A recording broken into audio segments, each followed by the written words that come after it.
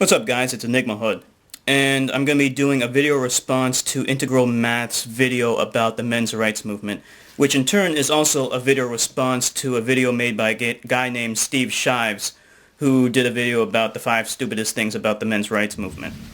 Now Integralmath is kind of a douchebag, but I personally don't have anything against him. So, I'm not going to try and just berate the guy for the sake of berating him. I personally don't have any strong feelings about either the men's rights movement or feminism. I find having sweeping generalizations about movements to be unhelpful. I think the most important thing to do is to look at each argument individually and then see if there's any salient point to it. So let's just jump right into Integralmath's video. This is a video response to Steve Shives' video, 5 Stupid Things About the Men's Rights Movement. Take it away, sir.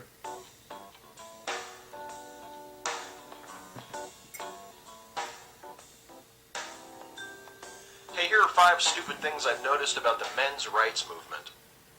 It's misogynistic. This is the one inescapable fact about the men's rights movement that makes it impossible for me to support. Are there legitimate issues raised by reasonable voices within the movement? Absolutely, and I'll talk about a few of those in a minute, but the movement itself is essentially misogynistic. And To say that something is essentially a thing is to say that it is necessarily that thing, but you just conceded that in that thing that is necessarily misogynistic, nevertheless have arisen reasonable voices that are raising legitimate issues. It sounds to me like these two claims are in tension. Rather, what you should be arguing is something like that you think that the representative sample of the movement, are people who are misogynists. But that's a different claim than the movement itself is inherently, necessarily, essentially misogynistic. For the most part, I agree. He did kind of make a sweeping assumption about the men's rights movement as a whole. I do think that you're being a little pedantic about it. I mean, that's his general feeling about it. So, I mean, I think the point of that statement was simply to just give his general impression about what the men's rights movement is. Just so you know what his position is, like, as opposed to my position, where I made it clear that I don't have any kind of sweeping generalizations about either movement. it's not even that it's actively anti-woman, although some of it obviously is. Most of it isn't the misogyny of the wife-beater or the determined sexist. It's the blindness, the insensitivity of men who can't or won't look beyond their own interests. It's the... I know not from what dictionaries you read, but all the dictionaries I have define misogyny as the hatred and or dislike of women and girls. Whatever else that entails. I do not take being indifferent or insensitive or prioritizing what's important to me to the exclusion of what's important to people who aren't me and aren't mine, my family, my job, my whatever. That's not hatred. Or, if it is, then you have to concede that any time there's a definable group whose interests you don't pay sufficient attention to, you don't take sufficient account of, you don't invest enough of your whatever resources would count, that it's not simply that you're doing other things in your life. It's that you hate that group. Or that you're using a word in a manner that is inconsistent with its definition. This is a bit of an equivocation fallacy. I mean, you're trying to get a very rigid definition of what misogyny is, and then you say that what Steve was saying was not, it does not match the definition of misogyny, and then therefore you have refuted his argument. When he was initially talking about that, it never occurred to me that what the definition of misogyny is. It wasn't important to me. What mattered was, why does he feel this way about the men's rights movement? And he was explaining why. He was explaining that these people are insensitive, they lack empathy, whatever the hell he said. And so then I was able to understand his position a little bit better. But for you to then say, no, that's not what misogyny is. Misogyny is this, and what you're describing is not this. That's a fallacious argument. The case that misogyny is actually the hatred of women. Okay, well, so what? Doesn't that detract from the real essence of the argument, though, isn't, maybe instead of saying misogynist, you should have said sexist then. But what difference does it make? It just sounds very pedantic. Now, you'll notice that integral math never actually challenges the notion that the men's rights movement is inherently selfish and lacking empathy, not considering beyond just individualistic or tribalistic desires. He never refutes that. In fact, it seems like he embraces it completely, but just attacks Steve on an equivocation fallacy. I find that to be very dishonest. At least admit that your position in the men's rights movement is inherently at least tribalistic, if not selfish. Senseless panic of men who view every feminist gain as a masculine loss. Here are a few examples of the sort of misogynistic things I've noticed about the men's rights movement. It attacks Lay the hatred on me. feminine privilege while ignoring male privilege. So the thing that lets you know, one of the examples of the hatred is that it attacks one privilege while ignoring another. Well, if that's true, then you'd have to concede on that metric. Feminists are misandrists because they attack the so-called male privilege while, very generally, ignoring female privilege. And I note in a moment you're going to find humor in that. No, it's not actually that. It's recognizing that there is a large dichotomy between male privilege and female privilege, and understanding that female privilege that females have is inconsequential compared to the male privilege that males have. Now, the question is whether or not that's true. In terms of the female privilege that he's talking about, yes, those things are inconsequential, buying drinks for women. But I definitely agree that there are some pretty big issues when it comes to female privilege that cannot be ignored or laughed about. It seeks to minimize concern over domestic... I'm just guessing you're going to have a lot of opportunities to do that. It seeks to minimize concern over domestic violence, and the cunning tool that's used by MRAs to minimize the concern about domestic violence is to say, hey, the problem's a lot larger than the feminists are saying it is. Indeed, they are excluding about half of the victims. Now, whatever definition of minimize it is that one uses, I don't see how you could honestly say that drawing attention to it and pointing out that the problem's much worse than is reported, that it goes much deeper, and that there are inadequate resources to deal with it, is in any sense minimizing the concern over that thing. It almost sounds like it's trying to maximize the amount of concern, so much so as to garner resources so as to effectively respond to it.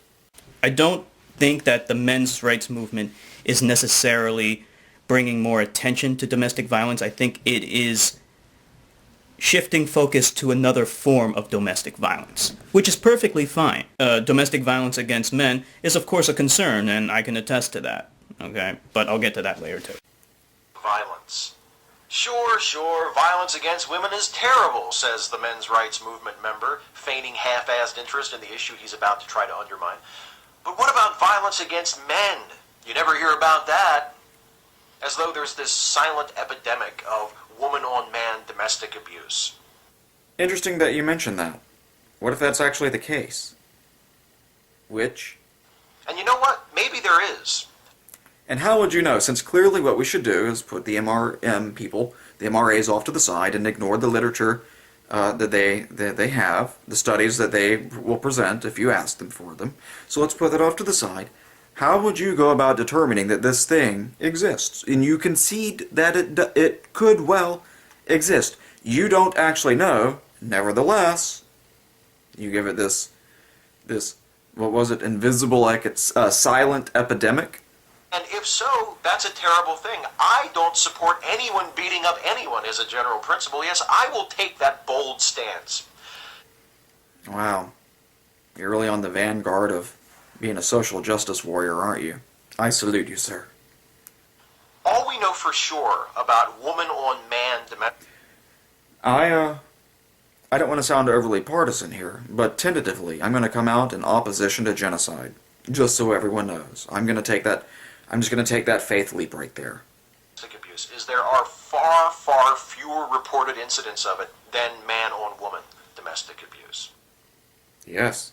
So all you know is that there are fewer reports, which begs the question, are there fewer reports because there are fewer incidences, or are there fewer reports despite the fact that there are approximately the same number of incidents? Well, I can tell you this right now. There are fewer reports, and that is due to most of the incidents of domestic violence against men not being reported. And I am an example of that. Yes, my ex-girlfriend punched me in the chest twice. I am a victim of domestic violence, and you can even watch my video. I made a whole video about it way back in the day when it happened. So I can probably offer some 2 cents about the situation and why it doesn't go, why it's not reported, because I didn't report my ex-girlfriend punching me in the chest. And if there really is this epidemic... Oh, and by the way, and in so doing, so positing the system as you have, how is that not minimizing the concern over domestic violence, if it is in fact the case that what the MRAs claim to be true is true? Would they not be trying to maximize the concern over it, while you, sir, would actually be trying to minimize the concern over it? Well, actually, as someone who was hit by his ex-girlfriend and therefore a victim of domestic violence from women against men, I can safely say this. It's different. It's really, really different than domestic violence against a woman. The reason why he's probably attacking the men's rights movement for this issue is because it's detracting away from a more serious issue than domestic violence against men. And as a victim of domestic violence against men, I can safely tell you right now that it is not as big of a concern. If wives really are beating up their husbands as often as many within the men's rights movement suggest, why aren't more of these husbands coming forward to report these crimes? I'm going to adopt my feminist hat here. Victim blamer. Why aren't more women who are raped coming forward? Oh wait, you can't ask that question for the same reason. Although I think both questions are valid. Well, is it true that there are more of these than are reported? Why then are these people not reporting it in numbers that approximate the actual number of incidents that happen? I think that's a good question. I think it should be solved. We should probably try to get an answer to that. Could it possibly be because of the same misogynistic macho bullshit that created the men's rights movement in the first place? Let me see if I get this right. Misogyny, i.e. the hatred of women, is responsible for the bad things that are happening to women. But so too is it the case that the hatred of those women is what's possibly preventing men from reporting they're being abused. Do you think maybe, just along with my feminist hat here, that when a feminist says something like, women don't report being sexually assaulted because they're concerned they won't be taken seriously, do you think that maybe that has something whatever to do with why so many men aren't reporting they're being abused, in some sense, the domestic violence sense, by a partner or spouse? Okay, I will tell you exactly why. As someone that was punched by my ex-girlfriend twice, not once, twice, I will tell you exactly why I did not report it. 1, I was not injured. I was not egregiously hurt. At most, I can't remember exactly how much it hurt, but I know that my emotional pain was much, much greater than the physical pain. Okay, the physical pain is like, that's nothing, okay? It was really nothing. I wasn't injured, okay? It's one thing if she gouged my eyes out, okay? Just like that other guy, and his eyes weren't gouged out, but his penis was hacked off and thrown in the garbage disposal. Okay, you're gonna report that, right? Okay, I'm willing to bet that most guys who are victims of domestic violence were not egregiously injured. So, you're not gonna report it, you know? The second thing is that I didn't want her to get into any trouble. I really, and to this day, I wouldn't want her to get into any kind of trouble over that. That's the last thing I would want. I don't want her to suffer for what she did. I want her to understand that what she did was wrong. And I don't need to bring in a third party in order for her to understand that. You see, it's a completely different motivations, a completely different rationale for what you want the other person to feel and experience. You don't want them to suffer. I wouldn't want her to suffer. I want her to understand that what she's doing is wrong. That's the thing. The other concerns are, like when he's talking about victim blaming. Here's the thing. I would only be afraid of victim blaming as in like, okay, I report this and the police blame me, is if I retaliated. Because when she hit me, my knee-jerk reaction, my instinctual reaction was to fight back and to hit her back as hard as I could. Not punching her back was not a moment of weakness. It took everything, every little ounce of self-restraint inside of me not to hit her back. And if I did punch her back, then I would be afraid of victim blaming because the police might then blame me for defending myself. And that is a big conundrum that we have here. If a girl hits you, if your spouse hits you, are you justified in defending yourself? I believe you are. And if your girlfriend hits you, are you going to punch her back? I mean, that's a little bit more difficult to answer. Someone else that's more wiser than I can answer that. But let's just say that in society, the cops will not look fondly upon that, and that could be a big-ass problem. Because you could, in fact, be completely justified in punching her back. That is the problem. That is the real issue of victim blaming. Not because the man is being pummeled. Oh, no, the girlfriend is pummeling me from all sides. No. How often does that happen? That's rare. The victim blaming happens when you fight back. That's when it happens. That's the core issue here that both of you are ignoring and not really considering. That these husbands don't want to come forward and report their wives because they feel like getting beaten up by a woman makes them less of a man? Just to be nitpicky here, domestic violence does not entail necessarily beating someone up. You can commit an act of domestic violence by throwing a glass in the direction of someone out of anger, destroying property in that kind of way. So it need not be the case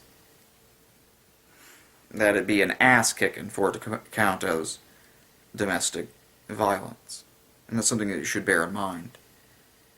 So what you might be asking is, gee, are guys not reporting actual crimes of domestic violence, the throwing of the plateware or glassware, because maybe they think it's trivial?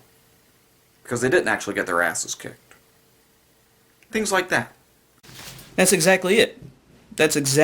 I think most guys would think that it's trivial. Like, when I was punched, I thought that was trivial. I'm not going to report that. I mean, forget, like, destroying property. I mean, we're talking about being punched. Even I thought that was trivial. So if I think it's trivial, why are you trying to make more of an issue out of it? I mean, should I have reported that? No. To this day, I don't think I should have reported that.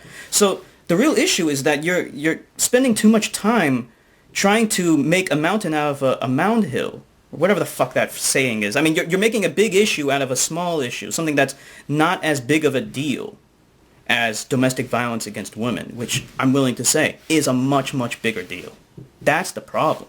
You're trying to turn something that's trivial into something that's an overreaction. Here's what I do know for sure. Okay. CASA runs a shelter for battered women in Hagerstown, near where I live. There's a waiting list.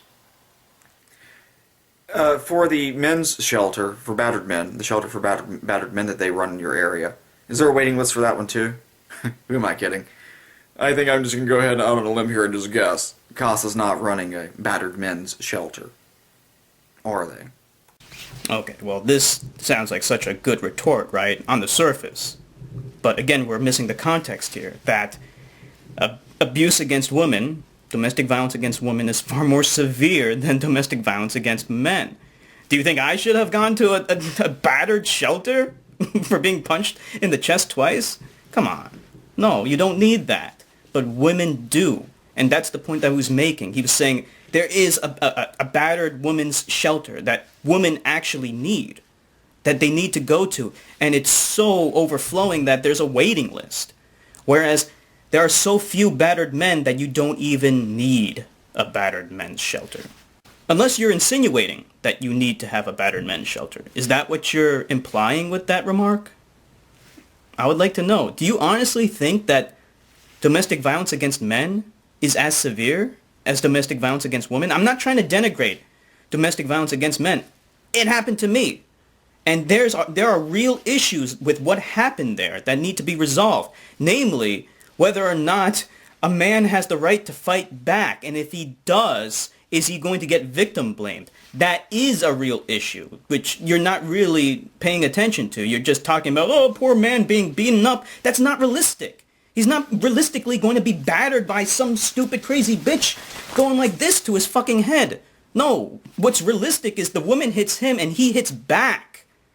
And then what's going to happen to him after that? Here are two more stupid things about the men's rights movement. It discredits efforts to address serious issues. My problem with the men's rights movement is with the movement as a whole. I don't automatically reject every issue that might be raised from within it. For example, there are some in the MRM who have pointed out that it's unfair that men in the United States have to register with selective service when they turn 18, while women don't have to. That's female privilege. It's so funny that women don't have to suffer the indignity of being conscripted into war and being killed. You know, like those poor men might have to. That's so funny. Oh. You know, now that I think about it, maybe that female privilege thing ain't all that funny. Okay, this I do agree with you. It's not fair. Historically, it made sense, though. Let's be honest. Like, historically, back when people were fighting with spears and swords and shields and longbows and halberds and bearded axes. Okay, I watch Conquest. Anyway, physically, a man was required in order to wage war effectively. Back in those days, there was a real threat to invasion by invading armies and things like that. It made sense. It wasn't a matter of equality or anything like that. It was a matter of necessity, you know. These days, it's less of a necessity because, one, we aren't fighting with those kinds of weapons that require great physical strength. You can use a gun now, and women are perfectly capable of using at least low recoil weapons. And the other issue is that it's, especially in America, it's extremely unlikely that our nation is going to be invaded by an invader to actually necessitate the need for conscripts. The only threat that's going to come about from a foreign power is going to come in the form of a nuclear attack, and it doesn't. An army of conscripts is not going to help against that at all. So it's unfair because of the situation that's going on in America at present. There's no reason why men have to register for the selective service bullshit while females don't. That is not fair. I do agree. Others have suggested that family courts might be unfairly biased in favor of mothers and against fathers when it comes time to deciding things like child custody. Privilege. You can walk in there with the default assumption that you're likely to be the prevailing party who's going to get custody of the children, and not an inconsiderable detail, money. Female privilege. Isn't it hysterical? I am about to bust a stitch. Well, this is another one of those complex issues. Yeah, typically the courts do favor the woman, but this again goes back to how we evolved. Traditionally, women took care of the kids. The women stayed at home, took care of the kids. And because of that, there is this cycle where they typically favor the woman, because women still typically do that.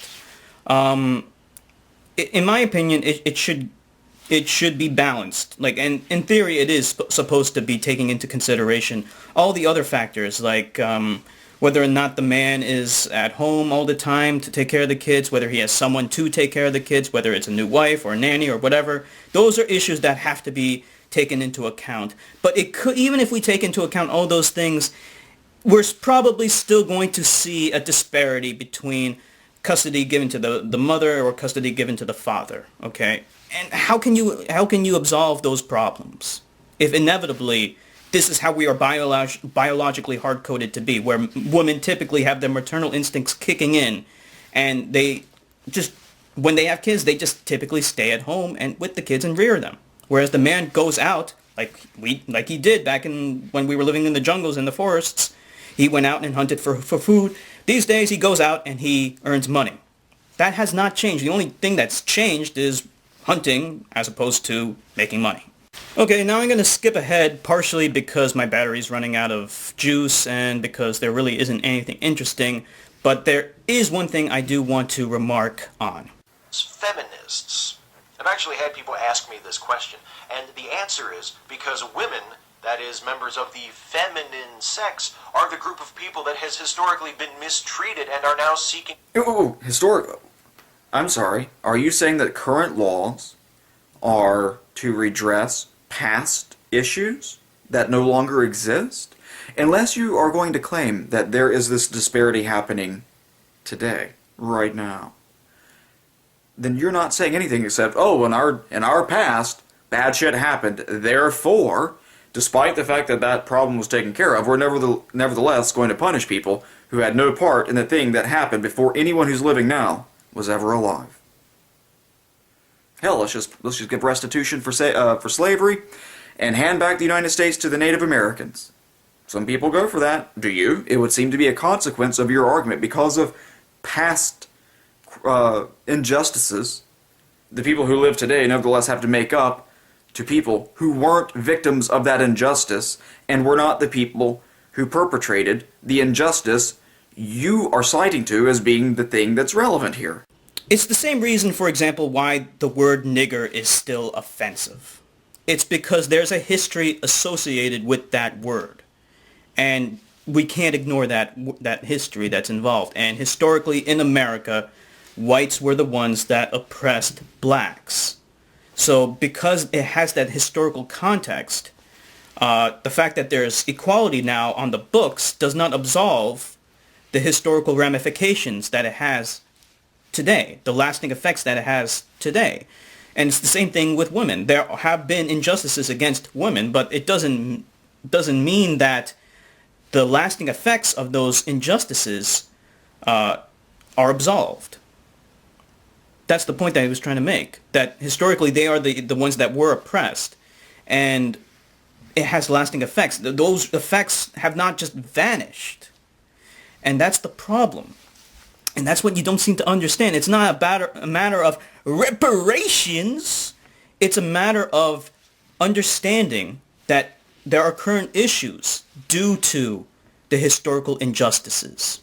And with that, I'm all out of time because I'm all out of battery juice. And also, I'm all out of things to really reply to because it's mostly just ranting and stuff like that. And anyway, those are the main issues that I wanted to cover.